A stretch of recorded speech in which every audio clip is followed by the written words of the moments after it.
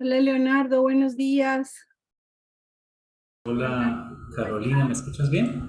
Sí, probamos otra vez, dale, háblame otro tricito. ¿Me escuchas bien? Un poquito lejitos, a ver, uno, A dos, ver. tres, probando. Vale, voy a ver si ahora un poco mejor. Voy a ver el micrófono también, es que acabé de entrar. Ah, bueno, ok, Me demoré un poquito en el registro. Pues no, me parece que está bien. ok. Te También voy aquí. a muestra a ver si yo ya tengo clave de host para darte, porque tú vas a proyectar, ¿verdad? Sí. Vale, espérame, la busco. Ay, bueno, a duras penas alcancé a terminar de preparar. Ay, no, las diapositivas por lo menos. ¿Estabas de viaje, me dijiste? Y en visita técnica, no, qué dolor de cabeza. Llevando un grupo de estudiantes. Sí, sí, no. Yo le decía, fuimos con otro profe y le tomaba el pelo. ¿De qué Le decía, profe, de qué carrera? industrial. Mira, yo fui directora de programa, yo creo que como 10 o 12 años y yo le tenía mucha pereza a esas actividades. Uno sabe que las tiene que hacer, ¿verdad? Porque forman parte de la formación integral, Sí, este, pero es un rollo, es un desgaste, pueden pasar cosas terribles, que uno claro. no controla.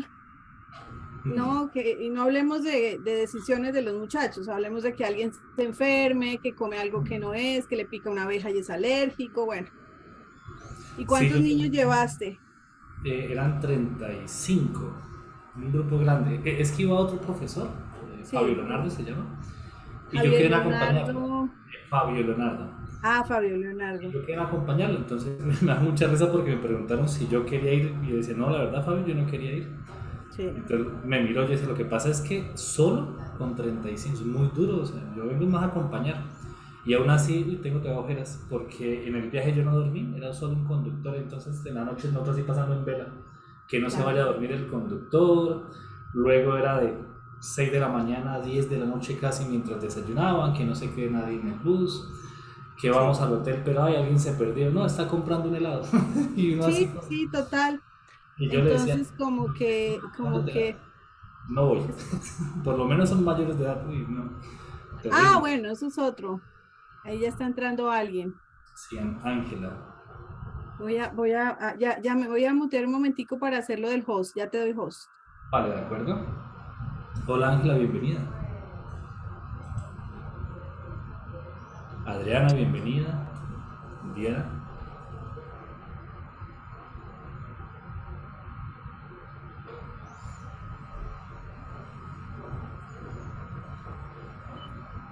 Hola, buenos días.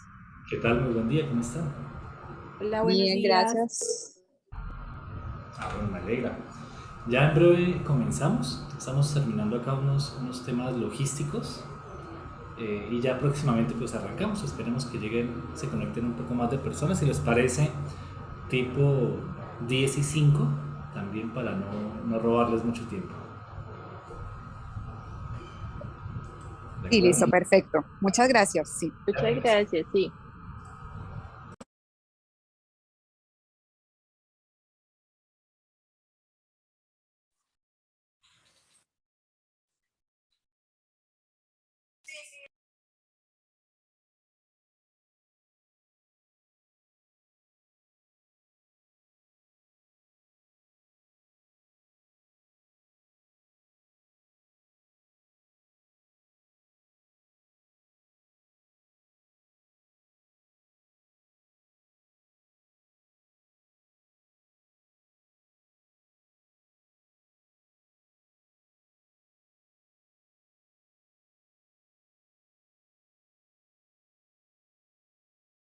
Doctor César, muy buen día.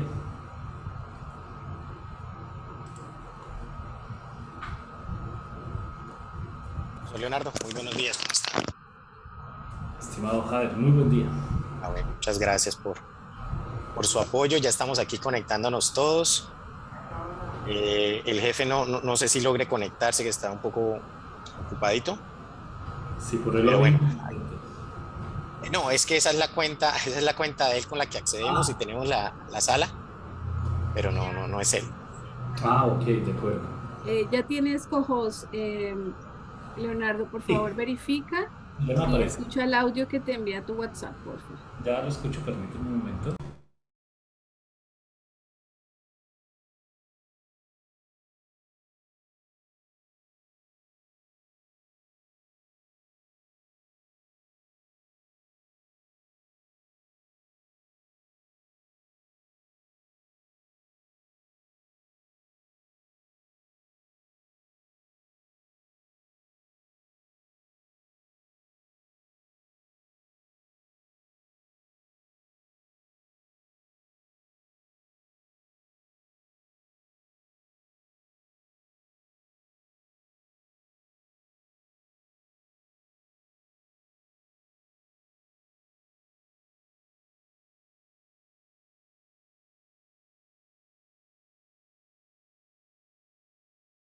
Vamos a dar 2 minuticos más esperando otras conexiones y sobre las y 10:05 comenzamos.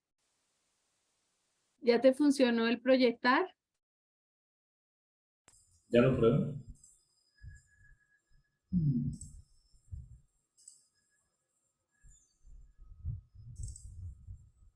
¿Están viendo la pantalla? Sí, señor, ya se ve. Vale, listo, muchas gracias. Voy a dejar acá la parte de chat, la parte de personas.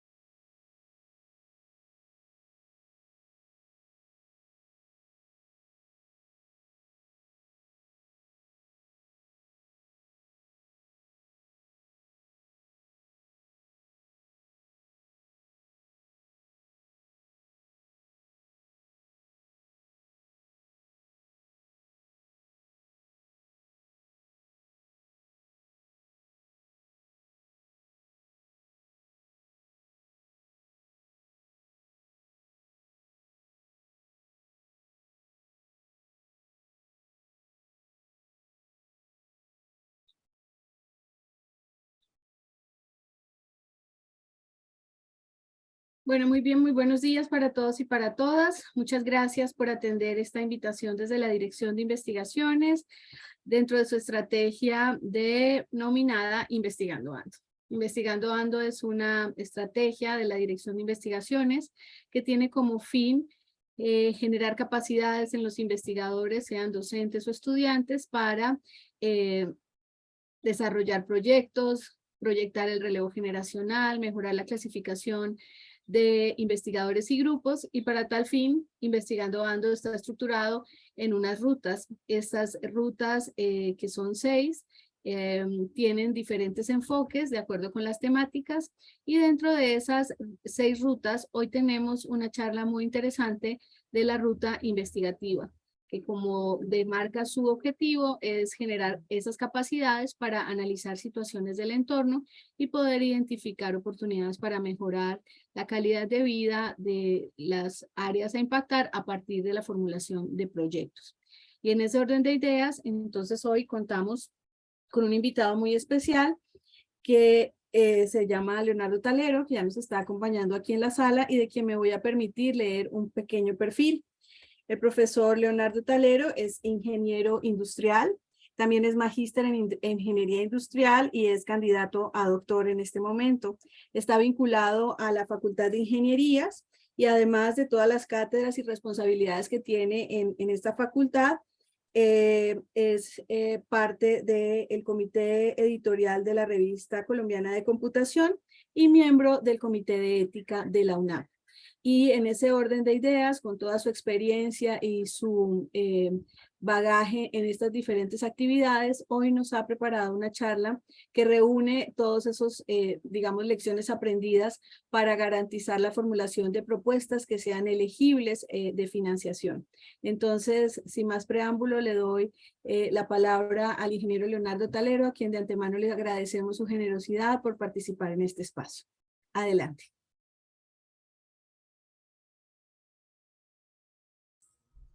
Muchísimas gracias, doctora Carolina. Es un verdadero placer. Es la segunda vez que puedo participar de esos espacios. La primera fue hace como un par de años, un poco más técnica la charla. Era más relacionada con temas del uso de herramientas para la edición, particularmente látex, la construcción de documentos científicos. Igualmente, pues de verdad es un placer, es un honor poder compartir con ustedes. Sobre todo, lo que la doctora decía, esas lecciones aprendidas, digamos que ya han pasado ciertas experiencias, ciertos dolores de cabeza, y la idea es pues, poder compartir un poco con ustedes aquellos pequeños tips que me han servido. Resulta que la primera vez que yo hice una propuesta, esa propuesta salió elegida y beneficiada. La segunda vez que hice una propuesta, también quedó en la lista del banco de elegibles. Luego vino un verano terrible donde no me salía ninguna propuesta. Entonces me puso a reflexionar en ese momento sobre qué discusiones, qué tenía una propuesta que tal vez no tenía otra, y al final pues terminan siendo experiencias muy diferentes una de otra, en gran medida porque nosotros somos evaluados por unos pares y también, digamos, dependiendo de esos procesos, de los perfiles, de la afinidad que tiene uno con esa visión del par, pues puede ser más fácil o más complejo, llamémoslo parte suerte, poder lograr una propuesta financiada. Sin embargo, a pesar de ser diferentes, la idea es ir recopilando con esas distintas experiencias y sintetizarlas en algunos tips que posiblemente ya conozcan en mayor o menor medida. Aprovecho para preguntar, no sé si de los que están acá, ya que somos tan poquitos, ¿quiénes ya han presentado propuestas de investigación para financiación? Bueno, a Carolina. No se puede levantar la mano también por el chat, si gustan, para saber. Adriana, Ángela, Diana, Adel. También de paso para saber si están por ahí. ¿No? No, señor, en mi caso no. Bueno, Hola, sí, estoy por acá, pero no, yo tampoco he presentado propuesta. vale, listo, no se preocupen. La idea de nuevo es contar un poco como esas generalidades. Resulta que después de hacer esa reflexión sobre por qué en algunos casos sí y en algunos casos no, tuve la oportunidad de fungir como evaluador de propuestas de financiación. Y algo que encontré, que puede ser un sesgo obviamente, es que casi siempre que uno evalúa es contrarreloj. Es decir, muchas veces algunas convocatorias decían, mire, esto es de hoy a mañana. Solo tienen un día para poder contestar, para poder evaluar, o a veces lo máximo que tuve fue algo así como una semana. Y obviamente en ese ejercicio de ser evaluador, pues uno también tiene otros compromisos. Entonces normalmente la evaluación de una propuesta suele ser algo a contrarreloj. Entonces, después de haber vivido esa experiencia también de ser evaluador, una de las conclusiones es que es importante simplificar y escribir pensando en los evaluadores. Es decir, ser lo más claro posible y lo más lógico posible para que ese evaluador pueda tener muy claro en el tiempo que le pueda disponer. De nuevo, puede ser en teoría, no sé, una semana, pero en la práctica tal vez sea mediodía, un día completo, un par de horas, dependiendo del nivel de compromiso que tengan. Que en ese momento que él pueda disponerse a trabajar, pues sea lo más edificante y clarificante la propuesta que nos presenta. Entonces, revisando esos elementos, la idea de este pequeño espacio es que charlemos un poco, casi que de manera cuadriculada, aquellos componentes generales que siempre tenemos que tener presente dentro de nuestras propuestas. Otros son algunos elementos clave, o algunas características que debemos siempre tener muy presente, hablar algo de la planeación, mencionar algunas metodologías que yo he trabajado que pues, me han servido y tal vez les puedan servir a ustedes. Si nos queda tiempo, hacemos un ejemplo ya. La idea es que alguien pues, que tenga una idea o que esté trabajando o un interés en trabajar, pues tal vez nos comparta pantalla y hagamos entre todos un ejercicio. Y finalmente, pues cerrar con algunas preguntas. ¿De acuerdo? En este sentido, y revisando, digamos, las propuestas suelen ser diferentes. Algunas buscan más temas de desarrollo tecnológico, otras propuestas, por ejemplo, las de regalías muchas veces buscan la cobertura, el impacto, la capacitación. Entonces, si bien pueden ser diferentes, cuando hablamos de esos componentes generales, muchas se pueden agrupar o tienen ciertas características, como el título, un resumen, una sección llamada antecedentes, que puede ser la descripción del equipo de trabajo, bueno, pueden ser diferentes elementos. Lo que a veces denominamos planteamiento de problema o caracterización de necesidades, dependiendo de la rúbrica, a veces lo dividen en planteamiento de problema y justificación, otras veces pues viene sintetizado en uno solo. Muchas veces las propuestas van de la mano con objetivos, sobre todo para poder ser medibles y determinar el alcance o el impacto, los resultados asociados, el personal y bueno, ya digamos unos temas de presupuesto. ¿De acuerdo? Entonces, me gustaría ver, no sé si por ejemplo, Jader, ¿tú puedes compartir pantalla en este momento? O sea, es decir, ¿estás frente a un computador? Sí, pero no tiene posibilidad de proyectar porque no es co-host. Pero que te comparta pantalla para poner qué, profe. O que consultemos una página web al mismo tiempo que estamos en la charla. No, pero la idea es que yo dejo de compartir y me gustaría ver si alguno de los participantes puede ir a Polo y, por ejemplo, ver un listado de proyectos, hacer una búsqueda pues, rápida. Sí, aquí ya pueden compartir. ¿Quién puede compartir? Todos. ¿Ya le diste opción? Ok. A ver. Súper. Pero, es decir, me da opción y yo comparto que ingreso a Polo. Sí, la idea es que vayamos a Polo un momento. Ok. Jader, una pregunta. ¿Tú en qué áreas trabajas? Digamos ya la parte de investigación. En el ejercicio de investigación, Sí. mi área es educación inclusiva. Listo, entonces, si te parece, la idea es que, también por eso les agradezco los perfiles, miremos algunos proyectos. ¿Por qué? Porque, de nuevo, yo tengo, digamos, mi sesgo de ingeniero. Pero yo no tengo proyectos formulados. No importa, la idea es poder revisar. Ingreso entonces a Polo. Apolo, sí. Los proyectos que, por ejemplo, se encuentran registrados en Apolo, que le demos una mirada rápida de sus títulos, por ejemplo, y ver, digamos, desde tu experticia, que posiblemente los términos que aparecen son mucho más fáciles. Más arriba en la parte de búsqueda dice Projects. No entro a mi cuenta. No hace falta, tranquilo. Ok. Entonces, por ejemplo, ahí abajito dice Proyectos. Sí. Entonces, nosotros, digamos, lo primero que uno suele revisar de un proyecto o debería ir pensando, que siempre lo hacemos al final, es ese título que el evaluador va a ver. Entonces, si quieres, donde dice status a mano izquierda, démosle finalizados, por ejemplo. Ahí, Status a mano izquierda.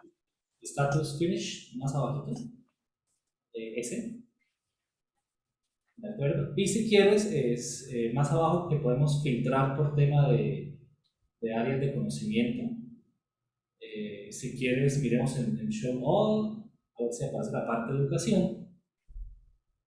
Estrategia, enrolamientos, saberes. Yo creo que tiene que ver acá con esta parte. Vale. Entonces, tenemos 12 proyectos. Yo quiero, ya que estamos acá, si tú puedes, por ejemplo, darnos tu apreciación de qué entiendes del primer título como proyecto. Es decir, la idea es que ese título...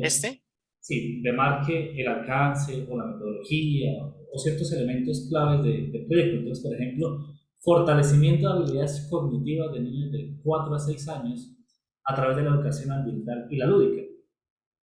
En ese título, digamos, ya tú como educador, como investigador en esta área, ¿qué entenderías? ¿Qué No, sí, digamos que sí tiene una relación directa con, digamos, con mi área de experticia. Primero, digamos que habla desde una perspectiva de digamos que desde lo que llamamos en la educación y en psicología el procesamiento de la información, que es propiamente el paradigma cognitivo. Y digamos que ahí nos está planteando, si se quiere, una estrategia, una manera, digamos, para el fortalecimiento digamos, de esas habilidades cognitivas que son, digamos, como, así dicho, como muy objetivamente, como el insumo sobre el cual se aprende. Es decir, el aprendizaje se explica desde las habilidades cognitivas. Y lo proponen desde un área que es la educación ambiental y la lúdica. Listo.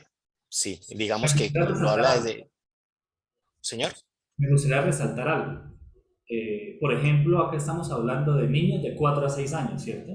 Que no sería lo Ujú. mismo, por ejemplo, de estar hablando de estudiantes finalizando el colegio, Así es. empezando la universidad, posgrados, etcétera. Es decir, este título, así como tú lo resaltas, demarca muchísima información, ¿de acuerdo? Que para una persona experta como tú, pues tú puedes extraer ciertas palabras, conoces el significado, la delimitación de esas palabras. Si miramos el siguiente, a modo de proyecto, no, o sea, una cosa es, por ejemplo, cuando uno habla del título de un libro, de un curso, pero digamos a nivel de proyecto, muchas veces, bueno, ya desde digamos, mi experiencia y mi sesgo como ingeniero, uno muchas veces procura que los títulos logren dar cierta información que un experto, o sea, no cualquier persona, logre extraer. Por ejemplo, acá hablamos de metodologías, hablamos un poco de población, hablamos de ciertos componentes, como hablar del insumo de esas habilidades cognitivas. En el siguiente, que es mucho más corto, no sé qué, tú como experto, ¿qué logras extraer de eso? Lectura y escritura en preescolar.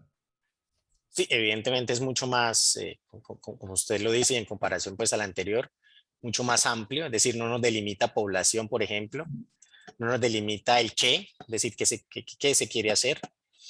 Eh, es muy amplio, pues nos da dos categorías, pero bueno, nos da tres, lectura, escritura y preescolar, pero pues es muy amplio, ¿no? O sea, preescolar, pero pues en qué población, ¿no? Difiere mucho, por ejemplo, una población preescolar, diría uno, de colegio privado al público, en muchas características, inclusive sociodemográficas. Lectura, pero lectura de qué tipo, de qué contenidos. Igualmente, la escritura evidentemente sí es mucho más amplio, ¿no? Algo que yo quiero resaltar es que no es que una forma esté correcta o incorrecta, sino pensando como evaluadores. Pensando como evaluadores, muchas veces uno recibe le interesa, este es el título del proyecto, a veces le dan el resumen, entonces uno como evaluador decide si lo evalúa o no. Entonces, claro, digamos, entre más afín se sienta uno, sobre todo considerando que uno a veces corre con esas evaluaciones, entre más afín se sienta uno con el proyecto, pues es posiblemente más fácil que uno acceda a evaluarlo, y también si uno lo tiene claro, digamos, como de arriba vas a ver que tú tienes muy claros esos conceptos, pues cuando lo revisas vas a estar teniendo muy presente esas dimensiones. Por ejemplo, ¿qué es una habilidad cognitiva? ¿De acuerdo? Profe, Sí. yo tengo una, digamos, como una consideración. Yo no sé si, digamos, en la práctica, en lo personal me funciona, sé que toma más tiempo, pero para mí tiene, digamos que es muy importante también, digamos, la delimitación, si se quiere, paradigmática, porque obviamente uno habla de habilidades cognitivas o lectura y escritura, y pues obviamente uno va a encontrar muchas teorías que inclusive entre ellas difieren. Yo hago otro ejercicio, y es que yo miro la bibliografía sobre todo para ver, digamos, la interlocución que tienen esos autores, porque digamos que hay líneas paradigmáticas en las cuales yo, por ejemplo, no, digamos, no tengo unas posiciones diferentes a ellas. Y yo digo, bueno, si se ampararon en estas, pues no sería como un proyecto sobre el cual yo, digamos, me ampararía para tomarlo como un referente. Entonces yo también miro la bibliografía. Claro, en este caso, mira que para, digamos, uno como evaluador, solo conoce la bibliografía una vez accede a evaluar el proyecto. Entonces, digamos, nuestra carta de presentación es el título y el resumen. O a veces solamente el título, dependiendo obviamente de ciertos procesos. Casi siempre es el título y el resumen. Entonces, mira que hacer ese ejercicio de determinar sobre qué bases teóricas los autores están proponiendo algo, llámese producto de investigación, llámese propuesta de investigación, porque al igual tiene un carácter académico y científico, un sustento basado en la literatura. Esta primera parte es muy importante. ¿Y qué es lo que pasa? Que aquella información, si nosotros la dejamos amplia, de una u otra forma, pues tenemos que delimitarla. Y la idea es que esa delimitación sea muy fácil para el evaluador. porque si el evaluador tiene que estar releyendo párrafos para intentar entender esa dimensión o sobre qué queremos enfocar nuestro proyecto de investigación, pues va a ser mucho más dispendioso y tal vez se cometan errores, tal vez se sesgue, tal vez se moleste, etc. Entonces, muchas veces me parece a mí que una buena práctica es desde el título ir delimitando en la medida de lo posible y que esas palabras que aparecen, no sé si podemos abrir, por ejemplo, el primer enlace, el de fortalecimiento de habilidades cognitivas. Bueno, acá habla del presupuesto, que sea, puedes bajar un poco más, por favor, las fechas.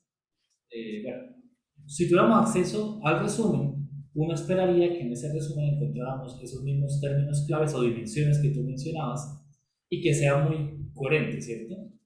Haya cierta relación muy puntual entre ese título y ese resumen. Entonces, una invitación es a que seamos lo más claros posible, empezando desde el título, que pues, si nos damos cuenta terminan siendo muy pocas palabras, dependiendo de las convocatorias, de la forma en que uno trabaja, y le dicen a uno, por ejemplo, que tenga 18, que tenga 20 palabras, etc. Es decir, depende.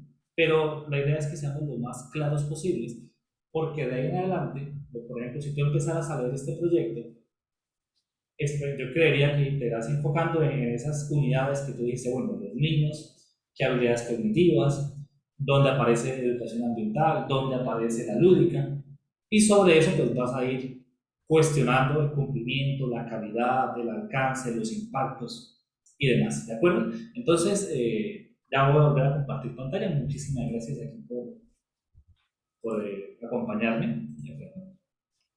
Por acá. Entonces, la idea, cuando nosotros arrancamos hablando de títulos, es que dependiendo, pues uno intente ser lo más claro posible. A veces es mencionar aspectos metodológicos, otras veces aspectos investigativos o dimensiones o áreas de conocimiento.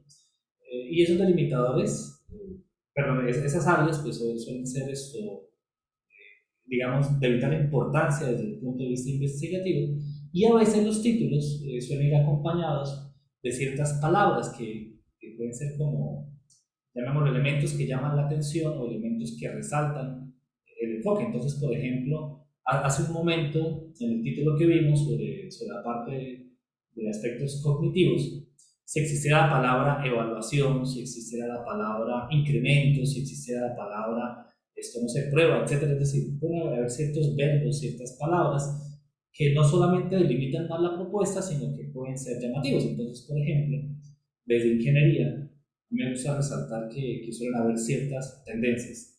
Hace algunos años se hablaba muchísimo del paralelismo, que pudieran correr de forma paralela.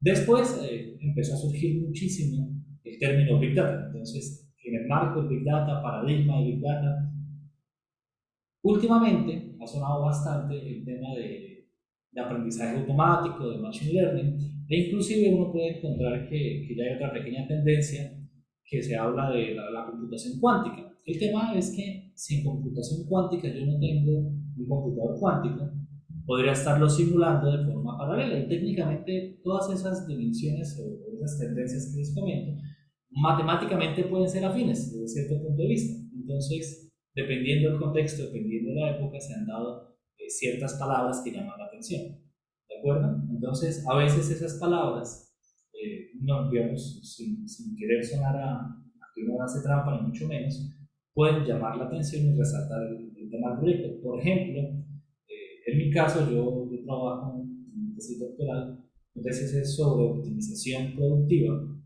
del cacao, basándome pues, en unos aspectos matemáticos y computacionales, pero dentro de las propuestas que he presentado y en el marco, digamos, de nuestra realidad colombiana, el tema de cacao como cultivo para la paz, cultivo post-conflicto, ese tipo de delimitadores, cuando uno expone la idea y la justificación de por qué investigar en cacao, pues suele llamar la atención, y también tal vez por eso en algunas ocasiones me ha ido muy bien con la parte de las convocatorias, obviamente dependiendo del enfoque de la convocatoria. Entonces, una primera parte es ese título, que sea como lo más conciso, pero también que resalte dimensiones y, si es posible, que tenga ciertos delimitadores que nos permitan a nosotros presentar la propuesta de entrada. Igualmente, y ya entrando un poco más en extensión, pues uno suele tener el resumen del proyecto. En esos resúmenes resaltamos, digamos, muy parecido al título, pero la idea es poder irlo desarrollando. Hay diferentes formas de escribir resúmenes. Algunos, digamos, esta es una estructura que se suele manejar tanto en propuestas como en artículos, y es partir de la problemática, justificación, antecedentes del elemento por el cual se propone la investigación, mencionar la población, y cuando se habla de población, pues de nuevo, dependiendo del contexto en el que estemos hablando, puede ser la fuente de los datos, pueden ser los interesados desde el punto de vista académico, puede ser la población que se va a ver beneficiada de la propuesta de investigación, y así sucesivamente, ¿de acuerdo? De nuevo, esto es como una generalidad de diferentes enfoques. Y la idea cuál es, que si yo tengo identificado una situación en la cual yo puedo investigar, si soy consciente de que hay una población asociada a esa investigación, yo debo proponer y demostrar cómo metodológicamente puedo acercarme a dar una solución, a generar un bienestar, un beneficio a esa población. Y como hablamos del marco de un proyecto, una propuesta de investigación, entonces la idea es que nosotros podamos estructurar esa metodología dentro de un horizonte, digamos, ser muy conscientes de los recursos que tenemos. Entonces hablamos, por ejemplo, del cumplimiento en el tiempo, pero también esa metodología puede irse explicando cómo el uso de los recursos, las personas o entidades participantes, y sobre todo los resultados esperados asociados a nuestra metodología, con la cual pues propendemos por poder darle solución a esa problemática en mayor o menor medida, obviamente, porque a veces las problemáticas son supremamente complejas. Voy a ver acá un poquito cuadricular esas primeras partes. Otro elemento que suele ser común dentro de la formulación de propuestas son los antecedentes, ya sean antecedentes científicos, entonces por ejemplo una revisión de literatura, identificando ya sea autores seminales, aquellos primeros que proponen ciertas teorías, o resaltando las tendencias y por tanto pues el por qué esta investigación debería continuar o se alinea con esas tendencias. Pero también cuando hablamos de antecedentes en las propuestas de investigación se suele resaltar los antecedentes del equipo investigativo. En algunas convocatorias podemos hablar, por ejemplo, de personas. Entonces, por ejemplo, cuando vemos en una convoca, muchas veces se nos pide en las convocatorias internas que mencionemos los perfiles de los investigadores, aunque en otras convocatorias, por ejemplo, cuando uno suele pedir recursos a MinCiencias en ciertos proyectos, no solamente se habla del investigador per se, sino también de los grupos de investigación. Entonces, por ejemplo, el investigador tiene ciertas habilidades, ciertos conocimientos, cierto enfoque, pero además viene soportado por unas capacidades institucionales. Entonces, dentro de los antecedentes, hablar de todos los actores que pueden apoyar al cumplimiento de los objetivos es importante, resaltando no solamente las habilidades de cada actor, sino también cómo pueden ser complementarias esas habilidades, pues para lograr tener una solución multidimensional. Otro elemento que en la medida de lo posible, al principio es complejo, pero después de un tiempo se hace un portafolio de proyectos exitosos, y también la forma en la que se presentan cambia mucho. Yo recuerdo hace algunos años, en uno de los primeros proyectos que yo tuve como consultor, trabajé con un amigo que ahora es ingeniero y demás, y nosotros hicimos un diseño de planta. Entonces, ¿qué es un diseño de planta? Es llegar y determinar la forma en la que en los siguientes años una planta debe tener organizadas sus puestos de trabajo, sus máquinas, por donde va a fluir la materia prima, etc. Y yo le comentaba a él de la importancia de ese trabajo. Y él me comentó, digamos que incrédulo, decía, bueno, pero es que yo solo hice un plan. Era como él lo veía.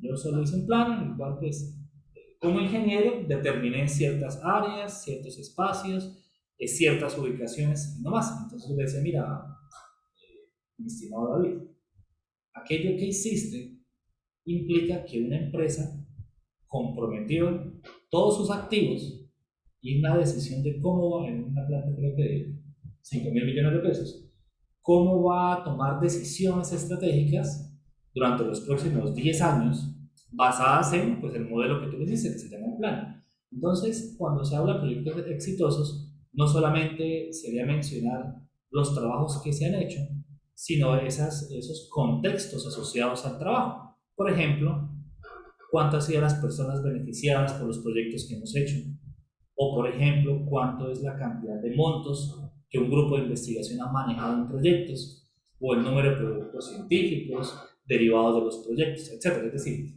no solamente mencionar, sino en la medida de lo posible tener indicadores de impacto asociados con esos proyectos que se han logrado desarrollar.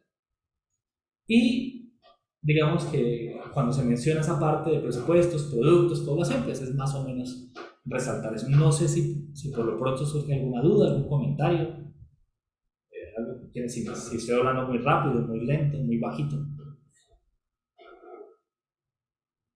Si continúo. Por acá, chat. ¿Preguntas?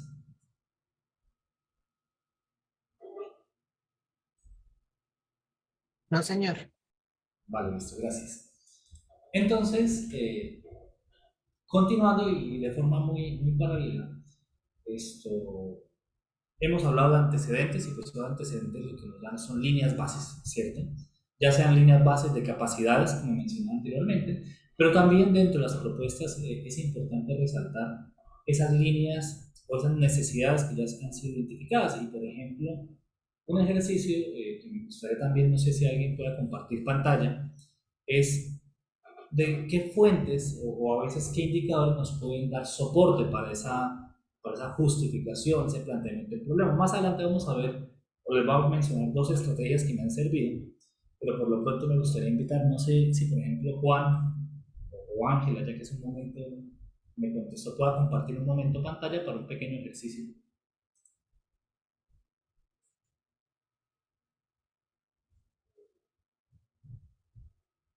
¿Puedes, Ángela? No, señor, estoy desde el celular. Vale. ¿Alguien se encuentra frente al computador? Ah, bueno, si me haces el favor, muchísimas gracias. Vale, ¿qué hago? Sería abrir el navegador e Ok. ir, por ejemplo, a revisar los objetivos de desarrollo sostenible. Si ustedes revisan hace un momento en Apolo se resaltaba bastante los proyectos con qué objetivos de desarrollo sostenible van. Y es que al ser unos compromisos de diferentes naciones, la idea es que sus decisiones, sus proyectos, sus estrategias se alineen con las agendas internacionales, y en este caso, pues con el tema de objetivos de desarrollo sostenible. Entonces, una primera fuente es revisar los objetivos de desarrollo sostenible de las Naciones Unidas. Y de aquí me gustaría hacer un ejercicio en dos partes. El primero sería, no sé si gustas abrir alguno en específico para que lo revisemos. Vamos a abrir en el que trabajo yo, Acción por Está el siempre Clima. perfecto. Sí. Entonces, algo muy interesante es que cuando uno revisa los objetivos de desarrollo sostenible dentro de la ONU, este portal se va actualizando, mostrándonos indicadores, mostrándonos justificaciones. Entonces, por ejemplo, cuando aconteció lo del COVID, pues se resaltó cómo se había afectado el objetivo de desarrollo sostenible por la pandemia. Y además, más abajo, nos va presentando pues diferentes elementos que nos sirven de antecedentes. Las metas, entonces, si ves, por ejemplo, un momento clic en una meta, dice la segunda, incorporar medidas relativas al cambio climático en políticas, estrategias y planes nacionales. Entonces, un proyecto de investigación podría irse de la mano con revisar esas políticas o esas estrategias que permitan el cumplimiento del objetivo. Algo que quiero resaltar es que nosotros en este momento estamos revisando la página en español, ¿cierto? No sé si podamos verla en inglés un momento. Entonces, ese es... puedes abrir la primera y ahí vamos a... Creo que simplemente es cambiarle de S a...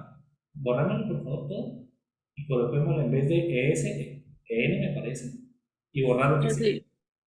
Bueno, Y faltaría borrar Si el... quieres, ahí en la parte de arriba, le das inglés a ver si te inglés escucha. también lo puedo cambiar acá. Ok, va. Gracias. Entonces, volvamos al objetivo que estamos viendo. Era el 13 me parece. Estamos sí, en el Acción por el Clima. Listo. Entonces, también algo que me llama la atención es que existe, pues, digamos, información mucho más completa, me parece a mí, en la versión en inglés. Inclusive, ¿puedes bajar más, por favor? Así como aparecen esos datos que llamaban antes, más abajo, que son muy parecidos a los mismos, suelen aparecer también infografías, resúmenes, etcétera, que también nos pueden dar como una visión muy rápida sobre esa área en la que estamos trabajando. Entonces, por ejemplo, esos indicadores a través del tiempo, como vimos hace un momentito ahí abajo, el tema de sequías, el tema, por ejemplo, de precipitaciones, la altura del nivel del mar. Entonces, a veces también es una buena práctica no solamente revisar los objetivos en español, sino en inglés, por la cantidad de información que uno puede encontrar. Que luego, pues dependiendo, a veces nos damos cuenta o nos acordamos de las convocatorias muy tarde, o hicimos un borrador hace mucho tiempo y se nos falta actualizarlo. Entonces, una forma pues bastante rápida de ponernos al día es ir revisando estos informes que se generan desde las Naciones Unidas respecto al cumplimiento, al alcance y demás de los objetivos de desarrollo sostenible. ¿Listo? Ya, era eso lo que te quería molestar. Voy a volver a compartir pantalla. Listo. La idea de todas nuestras investigaciones es que pues, se alineen con ese tema de las políticas, de las estrategias, y hay diferentes, digamos, formas de redactarlos. Algunos pues parten de lo general a lo particular. Entonces un ejercicio, por ejemplo, digamos en este ejemplo de temas de cambios climáticos, un primer paso puede ser, por ejemplo, revisar la parte de los indicadores de las ONU, los objetivos, las metas propuestas.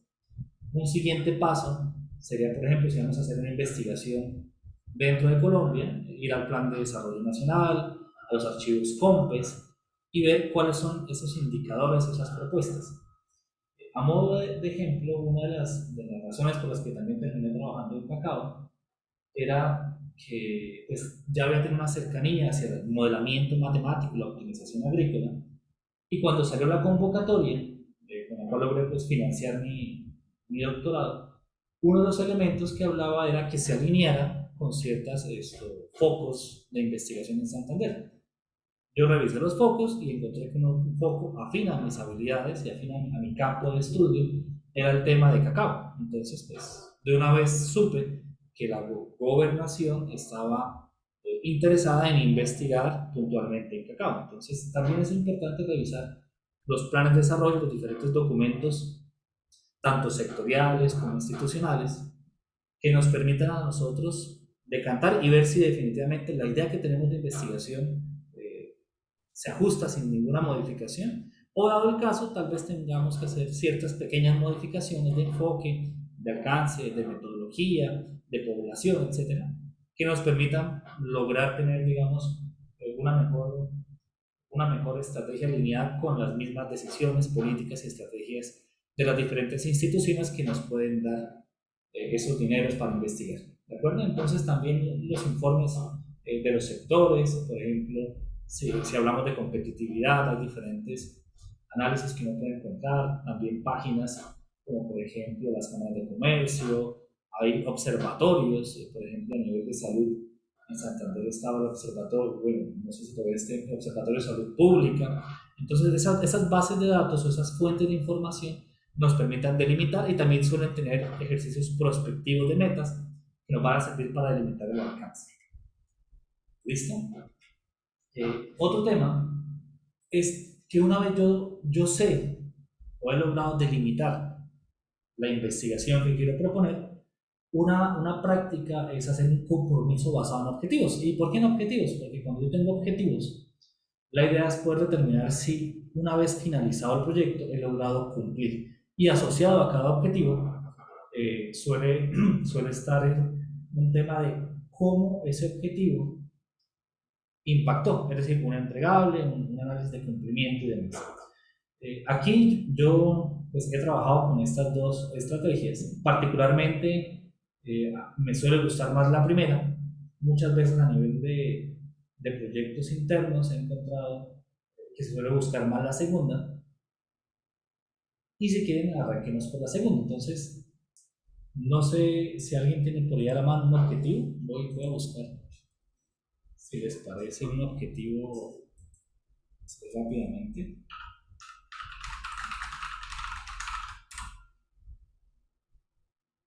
Resulta digamos, en la rúbrica, bueno, eso es lo otro muy importante.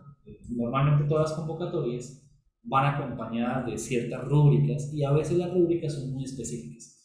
Les comentaba que, por ejemplo, dentro de la convocatoria interna en la universidad, el objetivo general suele ser solicitado que incluyan qué se va a hacer.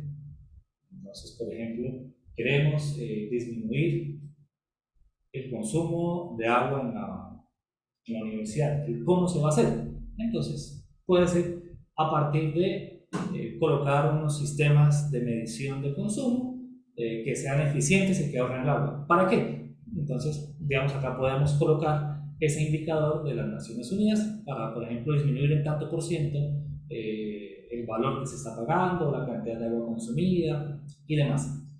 Esta, digamos, versión del qué como para qué es bastante utilizada, pero suele tener ciertos problemas.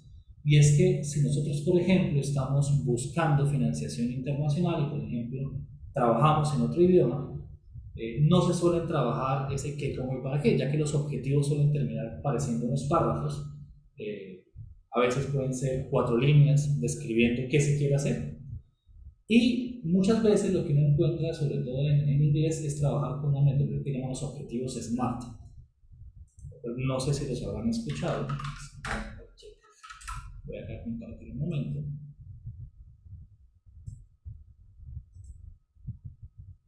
Voy a ver este primero.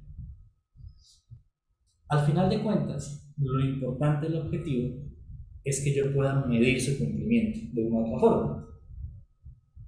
Lo que pasa es que no siempre es tan sencillo lograr hacer esa medición. Y por eso muchas veces lo que buscamos es demostrar qué espero cumplir, de qué forma lo voy a cumplir y cuál sería el impacto esperado. No sé si alcanzan a ver acá o está muy pequeña la letra.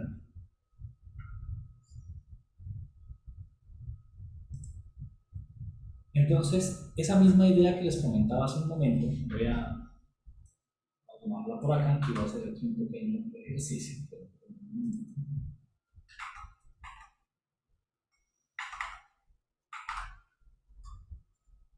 Vamos a ver,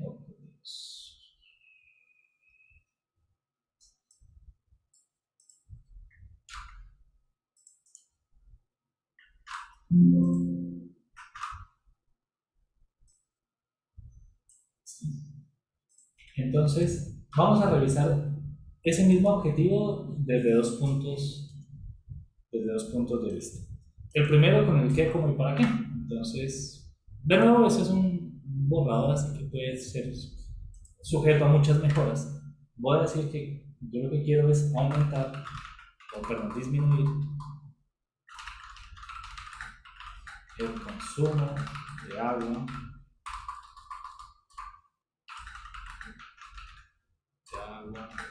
en la Universidad Autónoma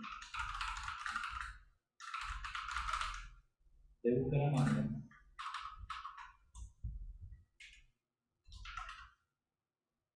mediante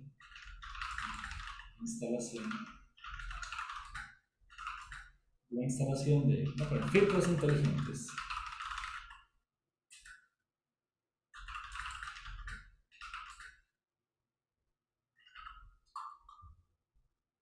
Con el fin de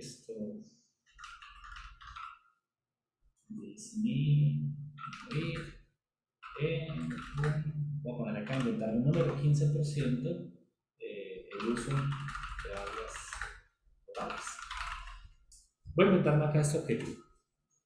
Una de las discusiones muchas veces de la dificultad o de los problemas que puede tener ese tipo de objetivos, uno es que muchas veces nosotros asociamos el verbo del objetivo con un entregable y un compromiso. Entonces, por ejemplo, acá hablamos 2 veces de disminuir, entonces ya podría ser esto un problema. Entonces empezarían a hacer ejercicios como escribir optimizar el consumo de agua en la Universidad Autónoma de Bucaramanga mediante la instalación de filtros inteligentes con el fin de.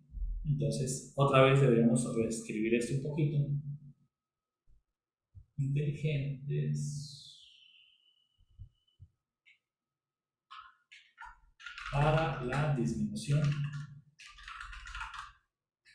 en un 15% del uso de aguas potables. Esa podría ser una forma de escribir un objetivo siguiendo esa estructura del qué, el cómo y el para qué. ¿De acuerdo? Otra forma, si intentamos reescribir esto, pero siguiendo la metodología SMART,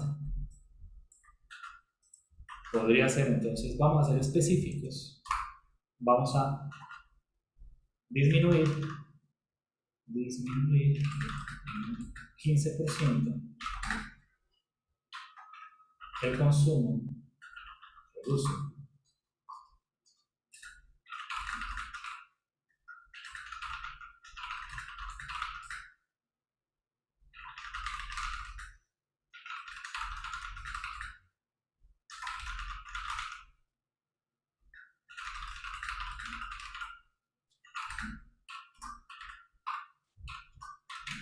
Bueno, acá por ejemplo le agregaríamos el tema de la limitación, por ejemplo, de tiempo.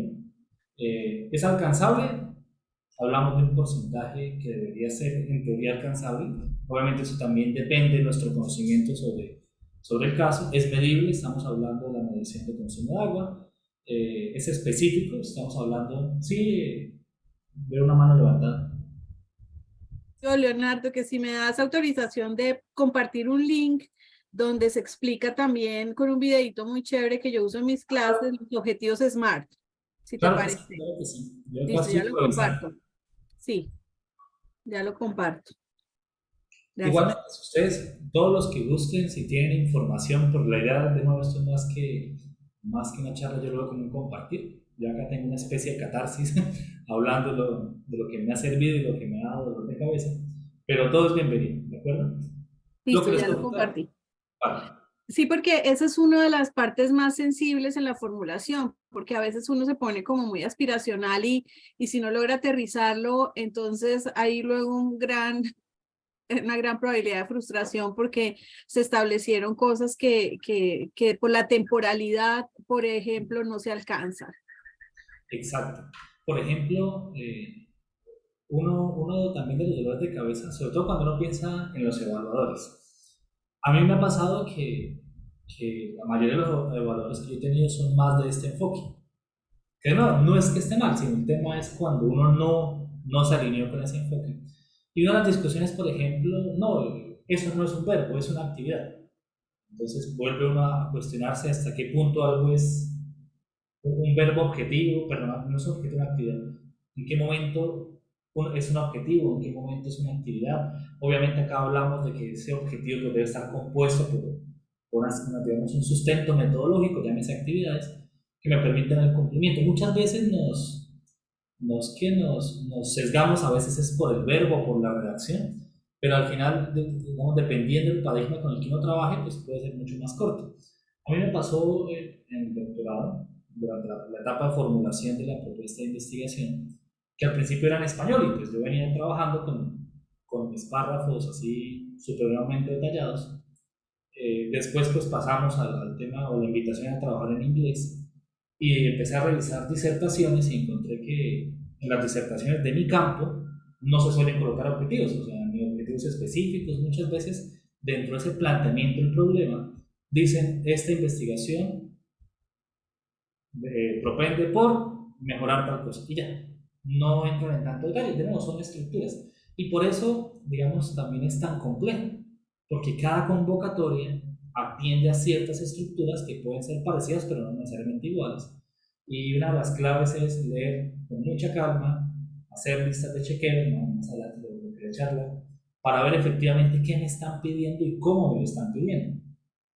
Y aún así, pues puede tener un dolor de cabeza de no alinearse con el evaluador. También me ha pasado, por ejemplo, que cuando uno habla de modelos, pues un modelo puede ser tantas cosas, como cuando uno habla, por ejemplo, de un marco de trabajo, de un framework. Dependiendo del contexto, pues eso tiene ciertas connotaciones. Entonces, a mí me ha pasado que a veces hablando de modelos, los modelos que ha trabajado mi evaluador son diferentes a los que yo propongo, y si no soy claro con qué tipo de modelo es, me van a evaluar en un contexto diferente. Entonces, lo de ser detallado, como hace un momento mencionaba la doctora Carolina, es muy importante porque es el compromiso que uno firma. Eventualmente, a veces uno puede hacer ciertos cambios siempre y cuando no cambie la esencia del proyecto. A veces están las contingencias, por ejemplo, que también nos suelen dar dolor de cabeza.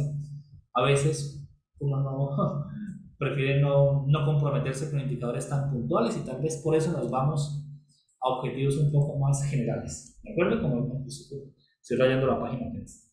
Esto, en vez de ese 15%, a veces uno lo dejaría quieto y tal vez mencionaría más el qué como para qué. En parte por no tener esa certeza de si se logra alcanzar el indicador en lo que uno quisiera. Pero muchas veces también podemos ver los objetivos como indicadores de cumplimiento. Y a veces, por ejemplo, si damos una revisión a documentos como los planes de desarrollo, esos objetivos suelen ser metas con líneas bases y con indicadores muy bien definidos sobre el cumplimiento de los mismos, ¿de acuerdo? No sé si hay algún comentario para cada uno. No sé si ustedes, por ejemplo, con qué suelen trabajar más. No sé, Jader, tú trabajas más con Smart, con el qué como para qué, por ejemplo. Yo les quiero contar una experiencia, precisamente ahorita le estaba reflexionando porque eh, hace poco estuve participando en un proyecto, eh, digamos, era un estudio correlacional y lo que nos dijeron en la convocatoria era eso, que nos faltaba el qué, el cómo, o sea, que lo estructuráramos así.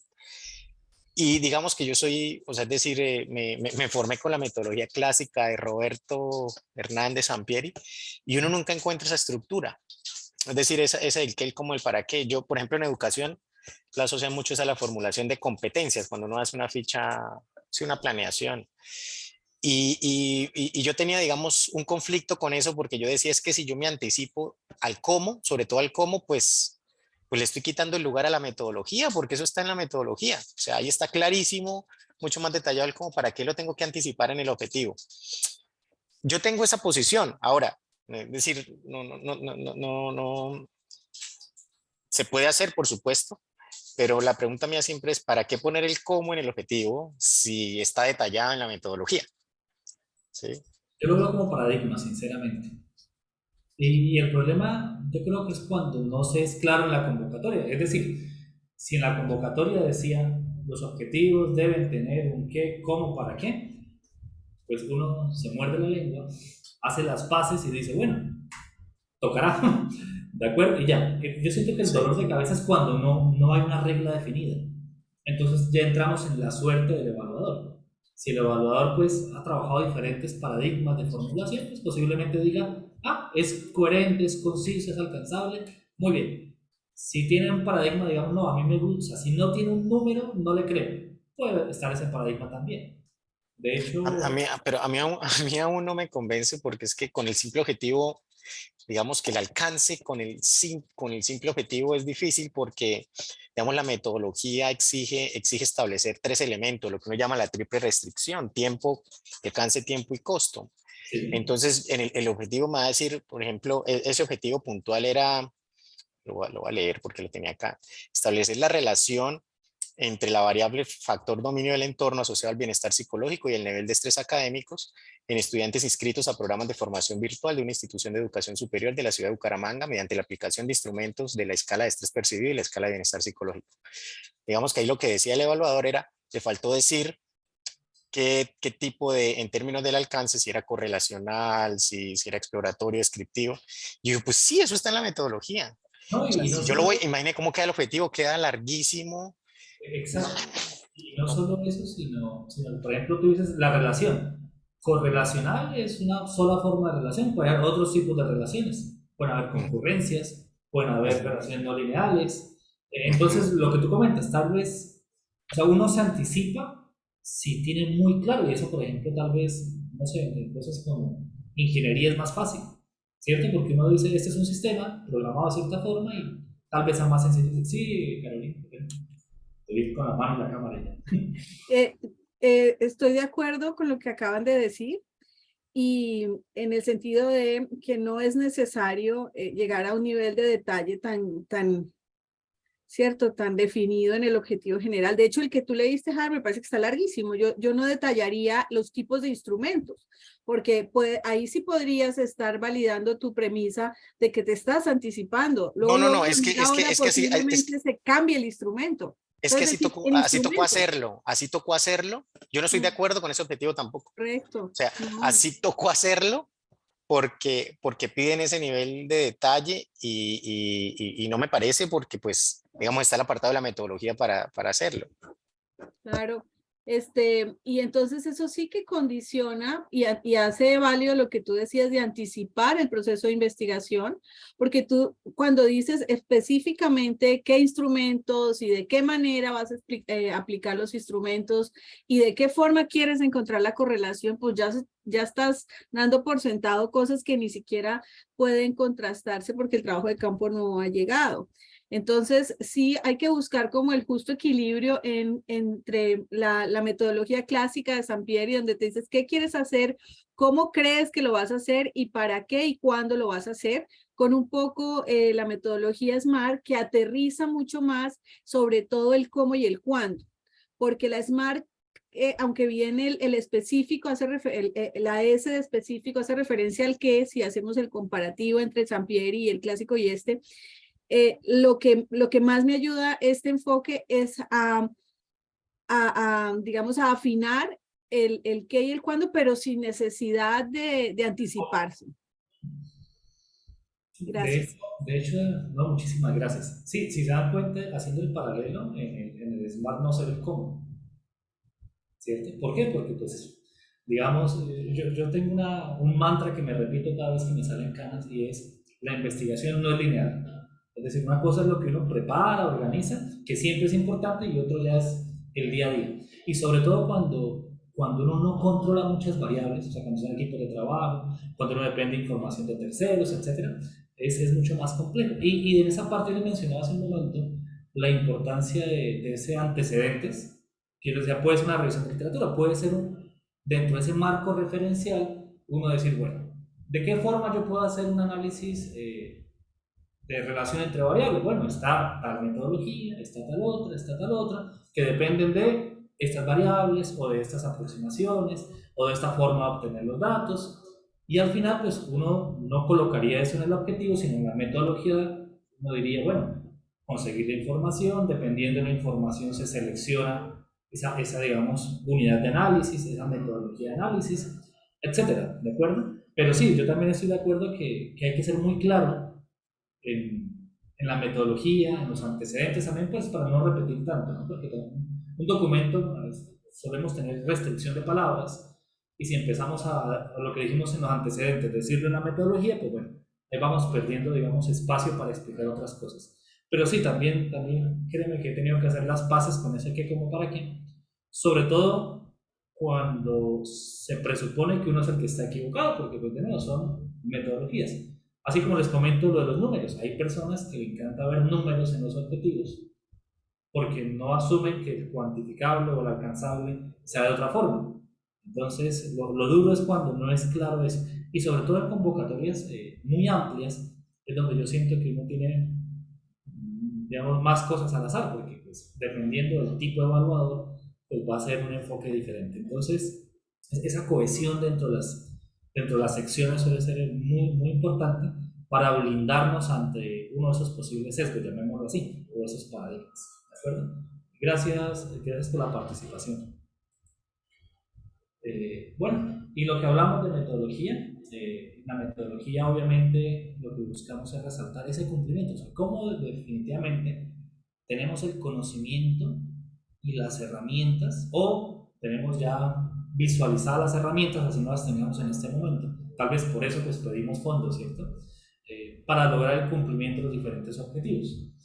Y aquí pues me gustaría resaltar ciertas cosas cuando hablamos de población objetivo. Pues de nuevo puede ser o esa fuente de información o aquella población a la que yo pueda impactar. Cuando yo hablo de fuentes de información, pueden ser, por ejemplo, indicadores econométricos, y estar hablando de una nación o un departamento o una comparación internacional entre ciertas economías. No sé si quiero determinar la integración económica y crear una moneda afín a toda Latinoamérica, pues mi población es diferente. Si estoy hablando, como en el ejemplo que me mostraban hace un momento en Apolo, de estudiantes entre 4 y 6 años, obviamente ahí puede la institución cambiar muchísimo la población, dejémoslo en estudiantes de 4 a 6 años.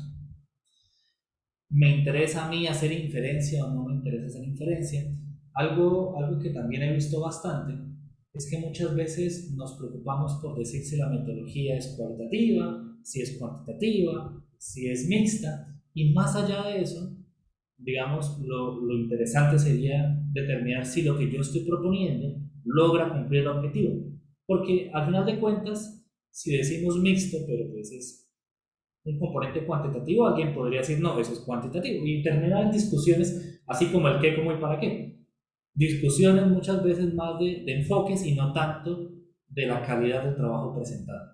Entonces, me parece muy importante en este tipo de secciones, por ejemplo, que cuando hablamos de población, resaltar sobre todo si la población, por ejemplo, existe o va a existir, es decir, hay poblaciones teóricas, hay poblaciones reales.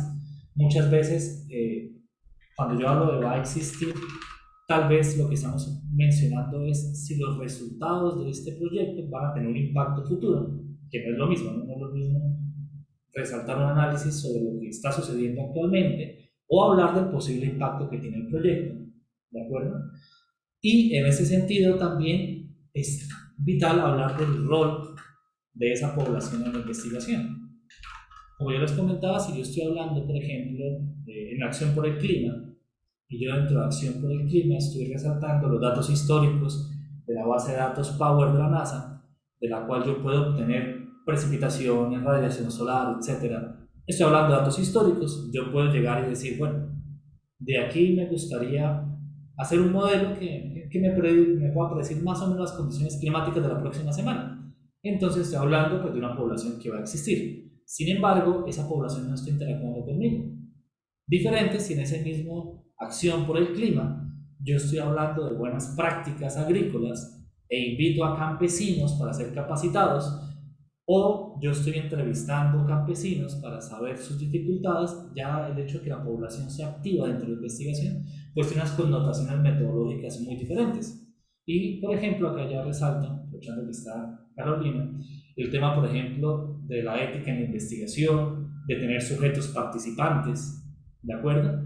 Y a veces uno quisiera, les digo yo de nuevo como ingeniero, evitarlos de una otra forma, es decir, solo si es absolutamente necesario, pero eso es desde mi punto de vista cuantitativo, porque yo tengo acceso a datos históricos, porque yo puedo inventarme los datos. Nosotros llamamos a eso datos sintéticos para que suene elegante, pero no dejan de ser datos inventados. Pero cuando uno habla de las caracterizaciones, de identificar necesidades, de hacer elementos prospectivos con ciertas poblaciones que se caracterizan, por ejemplo, como los estudiantes de 4 a 6 años, pues ineludiblemente yo debo interactuar con la población. Entonces, cuando hablamos de una población objetivo, el rol de la población, los beneficios, los impactos, los costos en los que esa población de una u otra forma puede estar incurriendo durante el proyecto, o en los impactos del proyecto necesarios dentro de la formulación.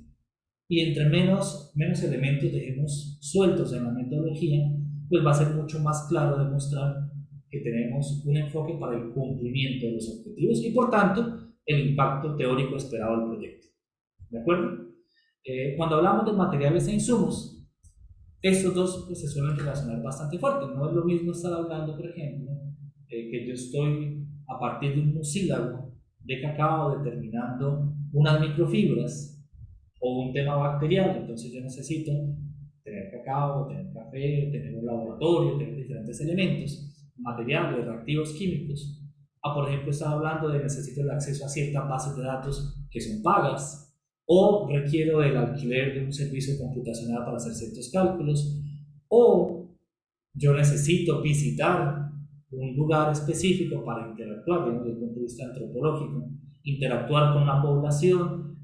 Entonces, dependiendo de esa metodología, pues la consecución de esos materiales o insumos investigativos pues va a cambiar. Y lo que les comento, es importante la justificación de los mismos, no viajar por viajar, sino efectivamente es que no hay otra forma de acceder a esa información, Hace, por ejemplo, unos días en el comité de ética resaltaba el doctor Juan, si no es estrictamente necesario, pues para qué utilizar ciertas fuentes de información. Por ejemplo, si no es mi investigación enfocada en la diferencia, por ejemplo, entre niños y adultos, pues ¿por qué investigar con niños? Sí, doctor, sí. Gracias, Leonardo. Es que quería hacer un aporte para que tú a partir de ahí también nos contaras experiencia, y es que en muchas formulaciones uno ve que los investigadores se concentran más es en la parte, digamos, teórica o conceptual de lo que es la metodología, si va a ser cual y quanti, si es cuál es el método, etcétera, pero no entran en el detalle de como narrar de qué manera van a ir haciendo las intervenciones. O sea, me parece que a veces se quedan, abro comillas, corta las explicaciones en la metodología, pero carentes en el detalle del quehacer de la investigación. Entonces es súper amplio, pero al final en esa amplitud no se ve ese detalle. No sé si tú has tenido como ese caso entre las múltiples oportunidades que has tenido. Vamos a inventarnos un ejemplo así muy breve de metodología. Por ejemplo, que también he vivido, que es lo que resaltan acá, que a veces uno se encuentra, ya que estamos hablando de educación hace un momento, entonces este trabajo es una investigación correlacional, una correlación mixta, perdón, es una investigación mixta que incluye triangulación de estudiantes y profesores en conjunto con un análisis. Yo les pido disculpas porque mi teclado se cambia de idioma, entonces a veces se me... Análisis correlacional, usando el instrumento Talero, voy a ponerle acá. Talero de enfoque por competencias.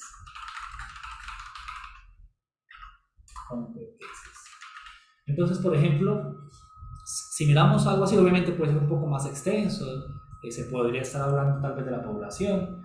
¿Qué errores o qué inconsistencias o qué elementos a veces uno puede decir, me gustaría ser un poco más claro?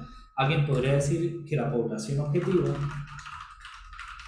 son estudiantes de 4 a 6 años y dejarlo así, 4 a 6 años. Entonces, ¿qué aspectos uno podría querer ser un poco más claro? Bueno, más allá de la teoría de si algo es mixto o es cualitativo o es cuantitativo, acá hablamos de triangulación. Entonces, si hablamos de triangulación es porque estamos buscando diferentes fuentes de información, ¿cierto?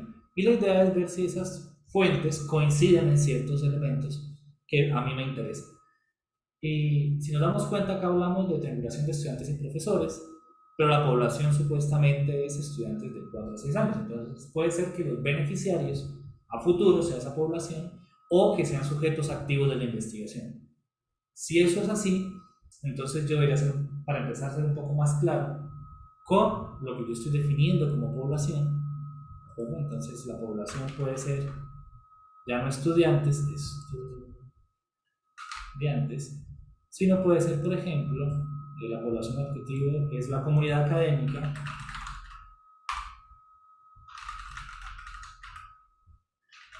de la institución compuesta por estudiantes, profesores, directivos, etc., dependiendo de todos que hagan parte. Además, si yo hablo de este, por ejemplo, instrumento, una de las preguntas sería, bueno, ¿y ese instrumento un niño de 4 años lo va a diligenciar? O, por ejemplo, el investigador va, de acuerdo a unas observaciones que va a tomar, diligenciar alguna escala de estadística, llámese Likert, llámese, no sé, un indicador de frecuencia. Entonces, esta parte, cuando hablamos de instrumento talero, entonces, de enfoque por competencias, sería importante resaltar, por ejemplo, ¿Tienen competencias, por ejemplo? ¿Quién lo va a diligenciar?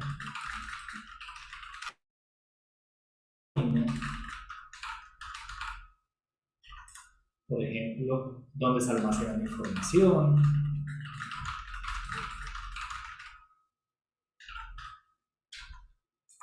Y diferentes aspectos que de por sí mismos no son inherentes al instrumento, sino son inherentes a la aproximación metodológica que yo tengo para resolver pues, la pregunta que a mí me interesa, que puede ser ese tema de competencias. ¿De acuerdo? Entonces, empecé a ser, por ejemplo, más detallado, no tanto con aquellos elementos investigativos, sino con esa ejecución de la metodología. Yo voy a ir al colegio, el colegio es virtual, voy a ir yo solo, necesito ayuda de otro investigador. ¿Qué rol tienen los padres acá? ¿Tienen acceso a la información de lo que yo estoy recolectando? Esa información es, cuando digo anónima, no solo para el investigador, sino para los que quieren acceder. ¿Es fácil o no es fácil identificar? Yo voy a ir directamente a tomar nota, voy a grabar un audio, voy a grabar un video, etc. Lo mismo con la parte, si acá hablamos de triangulación, bueno, ¿qué tipo de preguntas? ¿Son entrevistas semiestructuradas? ¿Son entrevistas? ¿Simplemente voy a escucharlos hablar de forma libre? ¿O voy a estar muy atento a cómo es el día a día de los diferentes actores dentro de la investigación? ¿Todos son conscientes o no son conscientes de que están siendo investigados? Y, digamos, de una u otra forma, empezar a entrar más en detalle de la ejecución metodológica más que la definición metodológica. Porque cuando uno habla de correlacional, pues digamos existen ciertas definiciones, de nuevo puede ser muy amplio, puede ser muy corto, no es lo mismo decir correlacional en el sentido estadístico, a decir correlacional en el sentido de la frecuencia conjunta de ciertas acciones. Lo otro es que si yo metodológicamente estoy traduciendo una situación a un número, pues yo tengo que explicar muy bien yo cómo transformo, no sé, por ejemplo, yo quiero determinar si el ambiente es pacífico o no es pacífico. Bueno, pido disculpas porque no es mi campo. Y entonces, ¿yo cómo voy a definir que algo no es pacífico? Entonces voy a llevar un conteo de cuántas veces hay acciones que, por ejemplo, pueden ser agresivas. Entonces el número de groserías, el número de empujones, el número de, y acá también puede ser algo muy subjetivo, que un alumno le hace mala cara a otro, entonces yo debo definir qué es el mala cara, digamos. Ese tipo también de manejo de información y de traducción o transferencia de un dato a otro tipo de dato, pues también es relevante. No sé si dentro de acá tal vez se me escape algo, pero bueno, esto va acompañado también cuando hablamos de investigación con comunidades, obviamente del aval de las instituciones para uno poder hacer eso.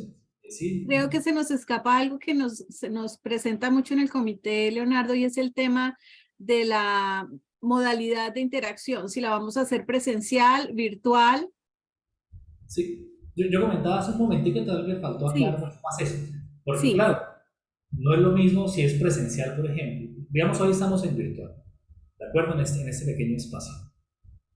Si fuera presencial, y me hubieran dicho, bueno, por favor, vamos a vernos en un salón de video, que sea. ¿Qué pasa si yo me accidento caminando? También es decir, es que desplazarse es una serie de cosas. No es lo mismo que el investigador vaya, a que la población tenga que asistir, porque si la población que va a ser, digamos, partícipe de la investigación tiene que desplazarse y le decimos, nosotros no le vamos a pagar los viáticos.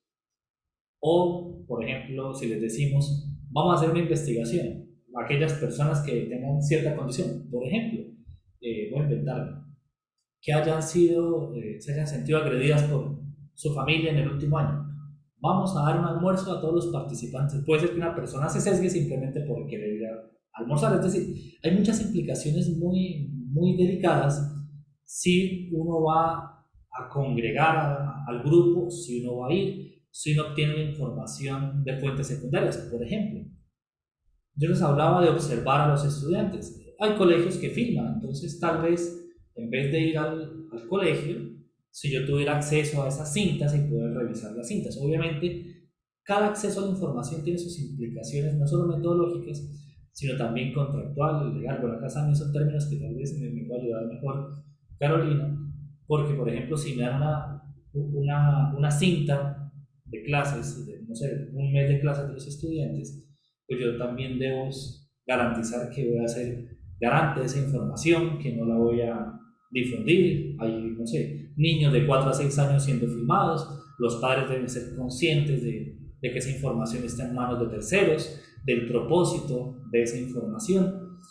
O, por el contrario, si yo voy a asistir, también, ¿qué implica que yo asista? Tanto el investigador como congregar a las personas. O sea, son dos cosas muy diferentes, porque, por ejemplo, desde el punto de vista de un investigador, si nosotros hacemos, no sé, una propuesta de investigación internacional y nos dan fondos para desplazamiento, no nos llega el dinero a nosotros.